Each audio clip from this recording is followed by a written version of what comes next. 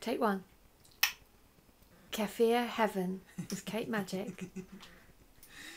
I'm just going to do a really quick little video to show you how to do kefir. I am so in love with kefir. It's my favourite drink. I would drink way more, but I have like about 6 litres on the go and it's still not enough.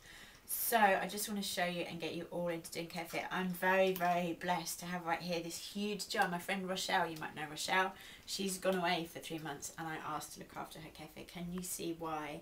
I've been giving it out to the good people of Brighton and it just keeps growing and growing and growing. This is what good kefir does. Rochelle told me actually that it's because she's been feeding it with spring water that it got so happy. I just left this for a week with a cup of sugar and I came back and it had grown so much. So these are the kefir grains. These aren't really being used at the moment. This has just got some sugar in and just some pure water. And you can see how bubbly it is. It is really, really fizzy and bubbly. All that kefir is alive. The amazing thing about kefir is all the probiotics. It's got billions of probiotics in, friendly bacteria, and these are really good for your gut. It really helps clean your gut and keep you regular.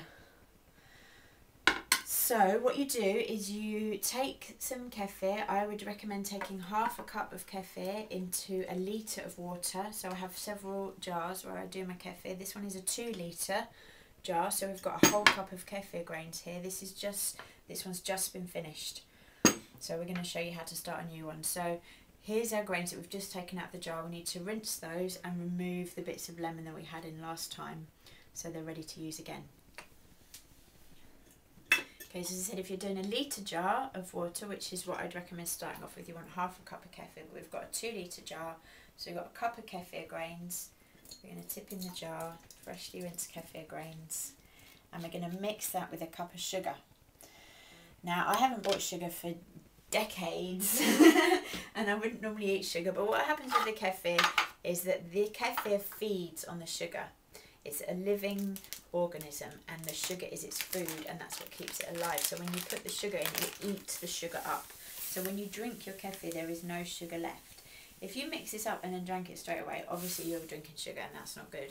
But they say to leave it 3 to 5 days. I would recommend leaving it 5 days if you can, because then you're fully sure all the sugar's been eaten and it's really lovely and fizzy then. So we've got a cup of sugar we're going to pour in. I just buy organic fair trade sugar from the Whole Food store. I've tried it with agave, I tried it with honey, it didn't really work so well. Somebody told me you could do it with maple syrup and I haven't actually tried that. But for the moment I'm sticking with the sugar. You need something really sweet, so I wouldn't recommend using xylitol or any of the kind of low glycemic things because that's definitely not going to work. So that's it, we've got the kefir grains, we've got the sugar, we're going to fill that with water and then you can put in whatever flavourings you like. I've tried doing like raisins and goji berries and stuff and that is really delicious, but it's such a pain afterwards to pick out the raisins and the goji berries from your kefir grains.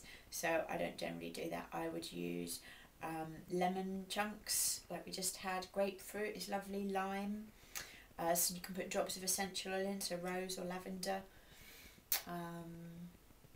The fruit powders that we sell are really good, so I've done it with blackcurrant and strawberry. You could use baobab. The medicine flower extracts that we have are amazing, so you could do different flavours like that, cherry and strawberry and so on. So I've just got some lemon chunks here, that's half a lemon. I'm going to pop that in and then we'll have lemon flavoured kefir. So fill it up with water. You need to make sure it's not airtight, it needs to have oxygen in order to work. So I just cover it with a cloth, clean cloth, and tie it with an elastic band to protect it. If it's hot you're going to get flies otherwise. So just fill it with water, cover it like that, leave it, definitely if you're doing 2 litres, leave it 5 days. It needs to be changed every week at least and it will keep going as you can see here, and you have the most amazing, delicious, wonderful fizzy drink you're ever going to have. And I personally believe in our Western culture we have quite a obsession with fizzy drinks. You know, fizzy drinks is a really important part of most people's dietary culture, and I think that stems from an intuitive recognition that drinking a sweet fizzy drink is one of the very best things we can do for our health. And in a typical disconnected Western way we've got that a bit twisted and we make these carbonated sugary fizzy drinks, but actually when you do the real thing, the real sweet fermented drink, this is just like one of the very best things you can do for your health. Have a glass first thing in the morning, a glass last thing at night. It's so delicious, it's so wonderful, and you really will notice the benefits. So put our water in, we've got to stir it with a wooden spoon. It's important to mention that kefir doesn't like metal. I'm not sure exactly why, but it reacts badly with metal, so you can't get it in contact with metal. So plastic sieve, plastic spoons, wooden spoons, really important to use. And just give it a good stir, make sure it's all mixed up before you put it away for a few days to get happy.